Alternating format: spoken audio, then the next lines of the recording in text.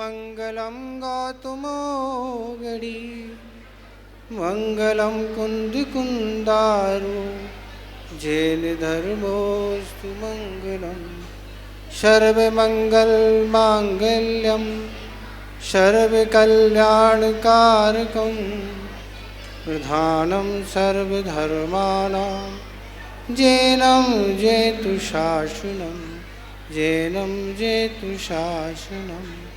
देवादिदेव खजाराट श्री पारसनाथ भगवान की, परम पूज्य आचार्य गुरुदेव श्री विद्यासागर महाराज की, मुनि श्री विमल सागर महाराज की, तीन कम नौकड़ों महाराजों की। संसार में प्रतिदिन अनेक व्यक्तियों का जन्म होता है, पर जो विद्याधर ने जन्म लिया वह जन्म अलग प्रकार का था। जन्म लेने पर व्यक्ति अनेक प्रकार का उत्साह मनाता है, पर अपना जीवन कैसे निकल गया और आगे कैसे निकल जाएगा, इसका कुछ भी उसे ज्ञान नहीं रहता। इस तरह आदमी जन्म लेते हैं और जन्म के साथ बड़े हो जाते हैं और बड़े होकर भी इस तरह हर वर्ष जन्म मनाते रहते हैं।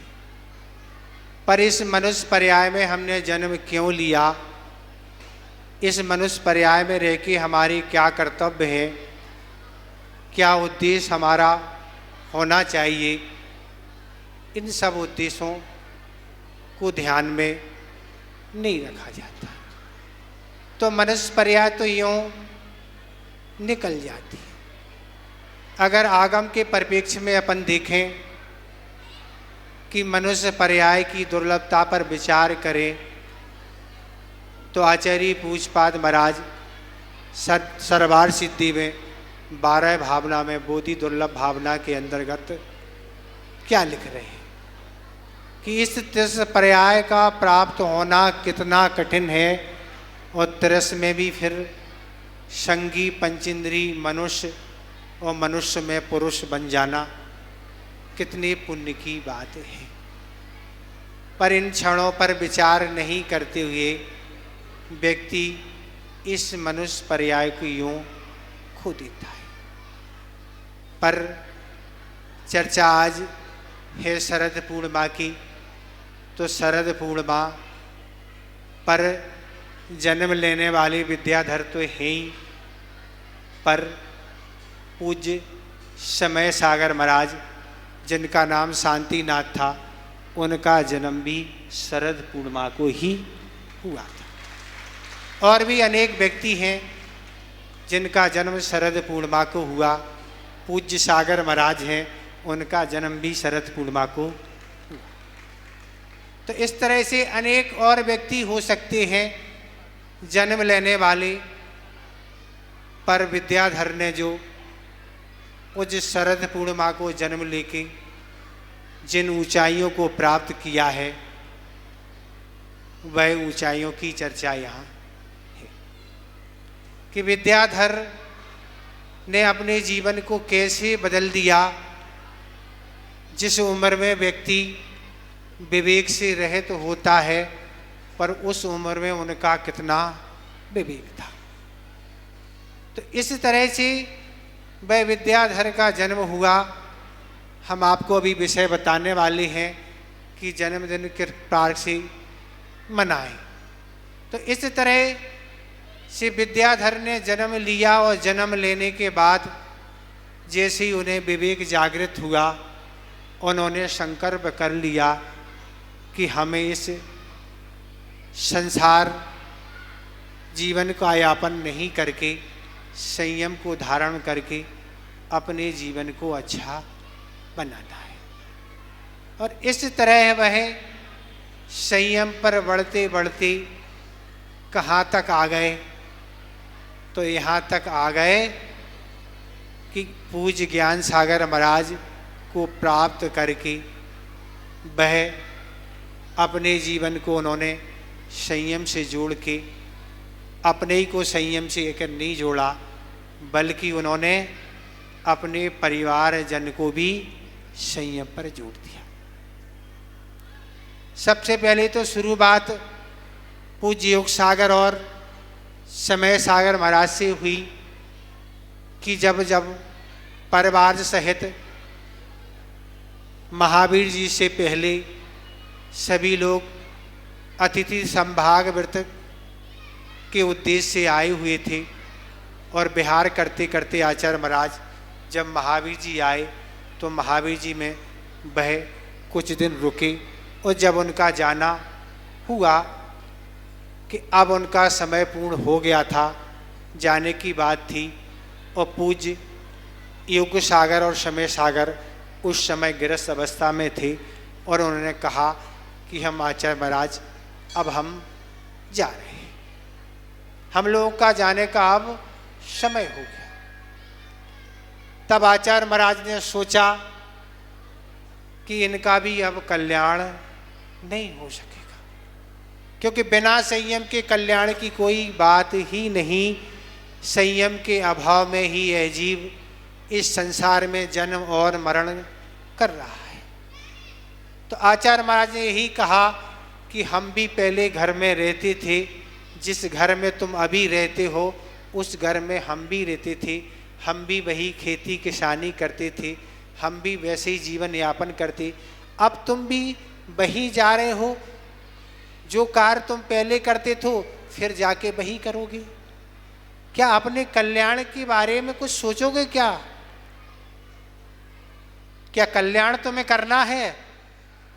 शोर अधिक है, लोग कल्याण की बात सुनने नहीं, लोग तो क्या है गान गीत देखने आए, उसी में इनको अच्छा लगता है। महाराज किस में अच्छा लगता है? मनोरंजन गीत आदि, इसी में व्यक्ति को मन अच्छा लगता है। राग की बातें सभी अच्छी लगती हैं, बैराग की बात महाराज बहुत कष्टदायक होती है। पर बिना संयम के जीवन में सुगंधी कभी आ नहीं सकती और इस संसार का कभी उच्छेद हो नहीं सकता। संयम को अपनाना ही होगा, ना बिना संयम के आज तक किसी का कल्याण हुआ है ना कभी होने वाला है।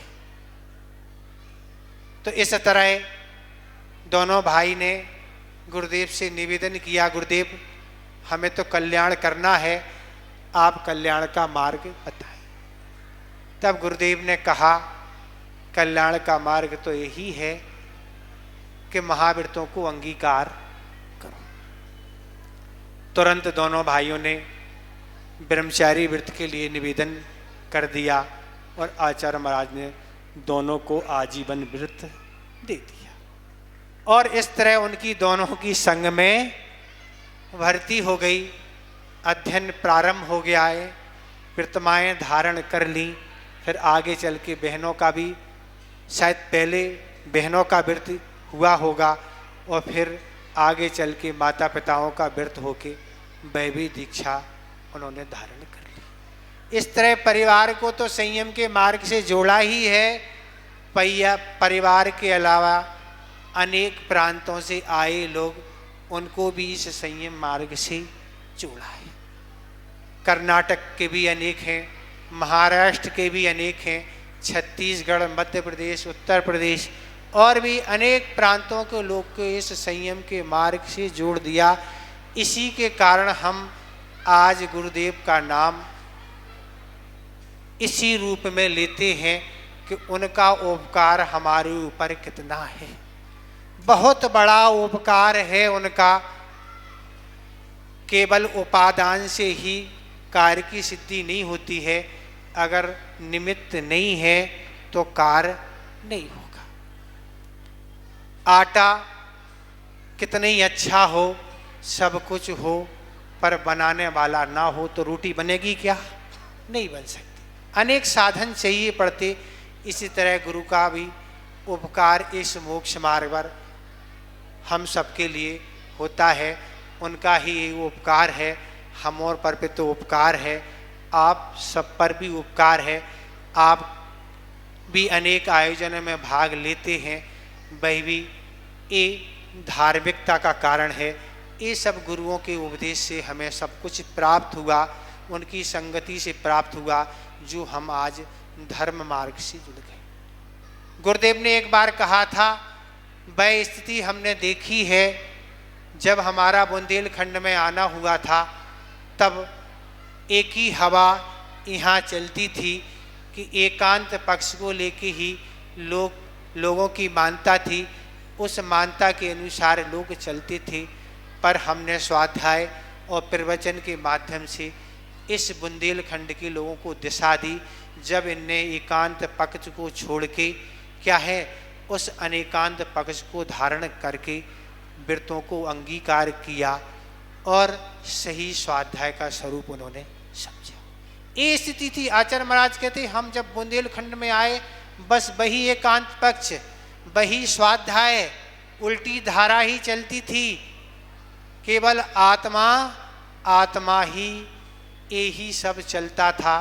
भैया आत्मा के साथ और भी कुछ बातें होती हैं।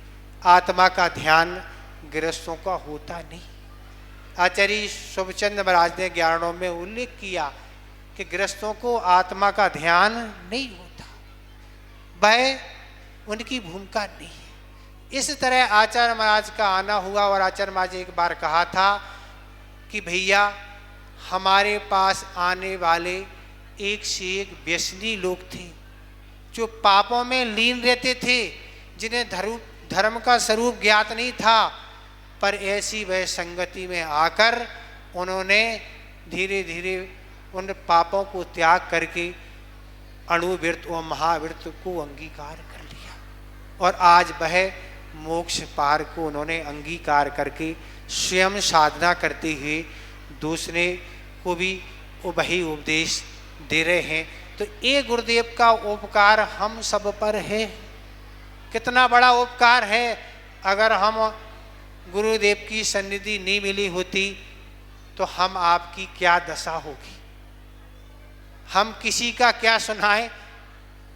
हम जिस नगर में इस काया का जन्म हुआ, उस नगर में आचार्य महाराज का 3 बार जाना हुआ, पर अपना तो केवल जाने ही हुआ। एक आध बार दर्शन करने गए हों, कभी बैयावृत्ति करने गए हों, शायद आहार तो दिए ही नहीं हो और किसी तरह की कोई संगति नहीं की। पर इस तरह आचार्य महाराज की संगति का जिन लोगों ने भरपूर वो किया, वह उनको पता है कि हमने उसका कितना लाभ उठाया। तो इस तरह जन्म सार्थक वही है जिसमें हमारी असंयम से क्या है निर्वृत्ति होते हुए हम निरंतर संयम की ओर बढ़ते चले जाएं, नहीं तो हमारी मनुष्य पर्याय यूं निकल जाएगी। क्योंकि मनुष्य पर्याय में अकार मरण संभव है, कभी भी हो सकता है। तो इसलिए हम अपने जीवन को संयम से जोड़ें। केवल आज मनोरंजन का दिन नहीं है, मनोरंजन हम मनाते चले जाएं, गीत संगीत सुनते चले जाएं, तरह तरह के नाटक देखते चले जाएं और हमें लग रहा है हम तो बहुत अच्छी शरद पूर्णिमा मना रहे हैं, गुरु का गुणगान कर रहे हैं। पर गुरु का गुणगान करते हुए गुरु की आज्ञा क्या है, आगम की आज्ञा क्या है? तो गुरु और आगम की आज्ञा यही है कि अपने जीवन को संयम से जोड़ो, तब वह अपने जीवन के कुछ आनंद के क्षण आएंगे। नहीं तो यूँ अपना जीवन निकल जाएगा और निकलने के बाद मनुष्य पर्याय कब मिलेगी इसका कोई ठिकाना नहीं। अभी तो आप गमा देंगे, पर इस औदारिक काया को, इस मनुष्य पर्याय को देव भी तरसते हैं। जिस वैकृत शरीर में क्या रोग नहीं होते हैं, बीमार नहीं पड़ता है, कुछ भूख प्यास की व्याधा नहीं है, उस शरीर को भी छोड़कर किस इस औदारिक काया में जन्म लेने के लिए देव भी तरसते। क्यों? क्योंकि संयम धारण इसी काया से धारण किया जा सकता है। कल्याण भी जब होगा इस औदारिक शरीर से ही होगा। ये सब चीज़ें विचार करने के आज दिन हैं, समय काटने के दिन नहीं है। वर्ष में एक दिन आता है, हम यूँ मौज मस्ती में गमा देते हैं। और हमने शरद पूर्णिमा बहुत अच्छी मना ली, अभी तो जो कुछ है ठीक है, रात में इससे अच्छी और मनाई जाना है। मनाई जाना नहीं, उसमें तो और बात ही अलग है महाराज, फिर तो हम ही हम रहना है। अभी तो आपके सामने कुछ मर्यादा है, फिर वहाँ तो कोई मर्यादा की बात ही नहीं, वहाँ तो टोटल मनोरंजन ही होना है।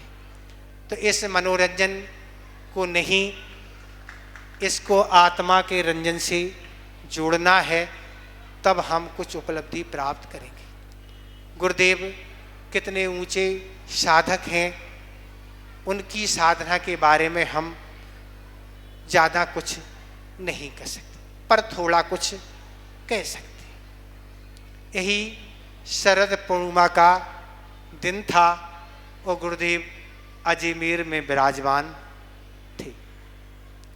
तेरस का दिन था और तेरस के दिन कमेटी के लोग चर्चा कर रहे थे कि परसों शरद पूर्णिमा है और शरद पूर्णिमा को कार्यक्रम कैसा क्या मनाना है। गुरुदेव का पूर्व में जन्म हुआ था, तो अपन को किस तरह यह कार्यक्रम मनाना है। और यह जैसी चर्चा चल रही थी, वो चर्चा में यह आचार्य महाराज के कान तक यह आवाज़ आ गई कि इस शरद पूर्णिमा का कार्यक्रम मनाने वाले हैं। और आचार्य महाराज अष्टमी और चतुर्दशी को उपवास करते थे। और आचार्य महाराज का दिमाग तो बहुत फास्ट है, तुरंत कार्यक्रम चेंज कर लिया। समाज में चर्चा ही था, कल तो चतुर्दशी है, उपवास रहेगा। और आचार्य महाराज चतुर्दशी को आहार के लिए उठ गए। लोग यही कहते हैं कि आचार्य महाराज का रिकॉर्ड कोई नहीं तोड़ सका। भाई कौन तोड़ेगा, वही तोड़ सकते और दूसरा तोड़ने वाला नहीं है। एक व्यक्ति को अगर कोई बात की खबर लगती है तो कई लोगों में फैलती है, इससे उन कोई भी बात उनके मुख से बाहर आती नहीं। और चतुर्दशी को आहार को उठे और आहार के बाद आहार करके जंगल, पता नहीं किसी को चले गए जंगल, कोई को कुछ पता नहीं, और जंगल में जाके समय के लिए खड़े हो गए। लोगों को ज्ञात हुआ कि गुरुदेव वहाँ गए हैं, जंगली जानवर वहाँ रहते हैं। कुछ लोग वहाँ शाम तक पहुँच गए कि जंगली जानवरों के द्वारा कोई भी घात ना हो जाए। और वहाँ वह जाके बैठ गए। गुरुदेव तो ध्यान में खड़े हुए हैं और वह बैठे हैं। धीरे धीरे सर्दी भी पड़ने लगी, चूँकि जंगली क्षेत्र था, और रात भर खूंखार जानवरों की आवाज़ आ रही है। पर गुरुदेव तो खड़गासर में निष्प्रय भाव से खड़े हैं, उनमें किसी प्रकार की जंगली जानवरों का कोई प्रभाव नहीं है। और ये लोग सारी सुरक्षा में पूरी रात्रि भर जागते रहे। और गुरुदेव तो ध्यान में खड़े रहे। सुबह भी हो गई, फिर भी अभी खड़े हैं। फिर दिन प्रारंभ हो गया, अभी भी खड़े हैं। और खड़े खड़े दिन भी निकाल लिया। लगभग 6 बजने को थे। कमेटी वालों ने तो बहुत सारी तैयारी कर रखी थी, चूँकि आचार्य महाराज का आज शरद पूर्णिमा को जन्मदिवस मनाना था। बहुत तरह की तैयारी थी। और शाम को 6 बजे आचार्य महाराज का आना हुआ। और आचार्य महाराज का आना हुआ। आचार्य महाराज जिस स्थान पर बैठते थे वहाँ जाके बैठे। कमेटी के लोग पहुँचे, नमोस्तु किया और गुरुदेव से कहा, गुरुदेव आप तो अष्टमी चतुर्दशी को उपवास करते थे, ये तो आज समझ में नहीं है। आज तो हमारा दिन था और आप ने उपवास कर लिया और यहाँ तक आप तो नगर ही छोड़ के चले गए। हम लोगों से पूछो कैसी आज हमारा दिन निकला। और इस तरह गुरुदेव उत्तर देने में तो बहुत माहिर हैं। गुरुदेव कहते साधु के लिए कोई अष्टमी और चौदस के उपवास का नियम नहीं है। साधु जब चाहे जब उपवास कर सकता और नहीं भी कर सकता। आचार्य महाराज उपवास की कोई बात नहीं, पर आज हम लोगों को कुछ कार्यक्रम मनाना थे आपकी उपस्थिति में। आचार्य महाराज सब बात समझते थे कि क्या मनाना थे। आचार्य महाराज कहते भैया पंचम काल में कोई भी सम्यक दृष्टि जन्म नहीं लेता। जो भी जीव जन्म लेते हैं सब मिथ्यात्व के साथ ही जन्म लेते हैं। तो इस तरह वह बात सुन के चुप रह गए, उनके पास कोई उत्तर नहीं। इसलिए अपन उस आत्मा का संयम की जिन्होंने उपलब्धि की है उनके गुणगान करने के लिए अपन सब आए हुए हैं। जन्म तो उनका सार्थक है ही जिन्होंने इस संयम को धारण किया। तो इस तरह आचार्य महाराज प्रशंसा से हमेशा हमेशा दूर रहते और हमेशा अपने शिष्यों से अभी से कहते भैया अगर गिरने का कोई कारण बनेगा तो तुम प्रशंसा ही तुम्हारे गिरने में कारण बनेगी। ये उनके गुरुदेव ज्ञान सागर महाराज हमेशा कहते थे कि आरत करने से क्या है, आरती करने वाले के तो क्या है, आरत कर्म कटते हैं, पर जिसकी आरती की जा रही है वह अगर प्रसन्न होता है तो वह कर्मों का बंद करता है। वह प्रसन्न नहीं, ये गृहस्थों का कर्तव्य है उनके गुणगान करें, उनकी आरती करें, उनकी प्रशंसा करें, वो तो उनका कर्तव्य है। वह तो पुण्य का संचय करेगा ही, होगा ही, पर जिसकी गुणगान किए जा रहे वह फूल रहा है, क्षमता का अभाव है, उसी कर्मों का बंध होगा। इस तरह आचार्य महाराज सब चीज़ों से उठे हुए हैं। कई प्रसंगों में हमने देखा कभी कोई प्रशंसा की बात आती है, आचार्य महाराज ये क्या चल रहा है, ये कौन सा विषय लेके बैठ गए तुम ना, ये विषय बदलो, ये कहती है। तो इस तरह आचार्य महाराज का एक आज संस्मरण और आपको सुना दें, फिर आपको बहुत सारे कार्यक्रम सुनना, बहुत कार्यक्रम करना है। भैया भीड़ कम है, कार्यक्रम दिखा के क्या करोगे आप लोग। आप जितनी भीड़ की उम्मीद लेके आए थे उतनी भीड़ नहीं है ना, कम है ना कि नहीं। हमें तो लग रहा था कि ये तो पंडाल के बाहर भी लोग भरे होंगे आज, पर ये तो बहुत खाली सा लग रहा ना। क्यों लग रहा है खाली? हम लोगों के कारण तो नहीं लग रहा खाली, ऐसा तो नहीं है। सब शरद पूर्णिमा को अच्छी भीड़ रहती हो, हम लोग आ गए तो आज कुछ कमी हो गई हो, ऐसा तो नहीं है। तो आचार्य महाराज अपनी प्रशंसा से कैसे दूर रहते हैं। आचार्य महाराज कुंडलपुर में विराजमान थे और आचार्य महाराज का प्रवचन हो रहा था और जैसे ही प्रवचन समाप्त हुआ और एक व्यक्ति खड़े हुए और उन्होंने आचार्य महाराज की प्रशंसा के बारे में कुछ बोलना प्रारंभ किया। उन्होंने बोलना प्रारंभ किया कि महान साधक पूज्य ज्ञान सागर महाराज के परम श्रेष्ठ शिष्य आचार्य गुरुदेव महाराज विद्यासागर महाराज महान तप के धनी हैं।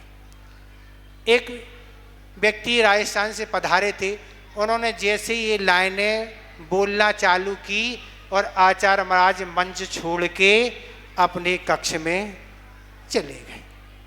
और जैसे ही अपने कक्ष में पहुँचे, पीछे से कोई व्यक्ति भी आचार्य महाराज के पीछे पीछे उनके कक्ष में पहुँचे और आचार्य महाराज से कहा, आचार्य महाराज, वह व्यक्ति कुछ अपनी बात को रखना चाहते थे सभा के बीच में, आप उठ के चले आए, आपको थोड़ी सी बात सुनना तो चाहिए। भैया नहीं, हमें पता था कि वो आगे क्या बोलने वाले हैं, हम उनकी भूमिका समझ चुके थे, हमारी प्रशंसा ही तो करेंगे, आखिर क्या वो क्या करेंगे, इसलिए मैं उठ के चला आया। हम कहीं गाफिल ना हो जाएं, हम इनकी प्रशंसा में बहक ना जाएं, ऐसा नहीं हमें अपनी तप का क्या है मान ना आ जाए, अपनी गुणों का मान नहीं आ जाए, हम इसलिए उठ के चले आए। इस तरह प्रशंसा के नहीं सुनने वाले गुरुदेव हैं। ऐसे गुरुदेव हैं, आज लोग प्रशंसा के तो बहरों के भी कान आ जाते, बहरों के भी, कहने की एक लोक उक्ति है। इस तरह के लोग हैं, पर अपन को इस प्रशंसा के बहक में नहीं, अपन को संयम के और कर्तव्य के मार्ग में बोलते हुए मनुष्य पर्याय को सार्थक करना है, तभी सब कुछ होगा, नहीं तो मनुष्य पर्याय यूँ चली जाएगी। इतने ही हम पर्याप्त समझते हैं। अहिंसा परमो धर्म की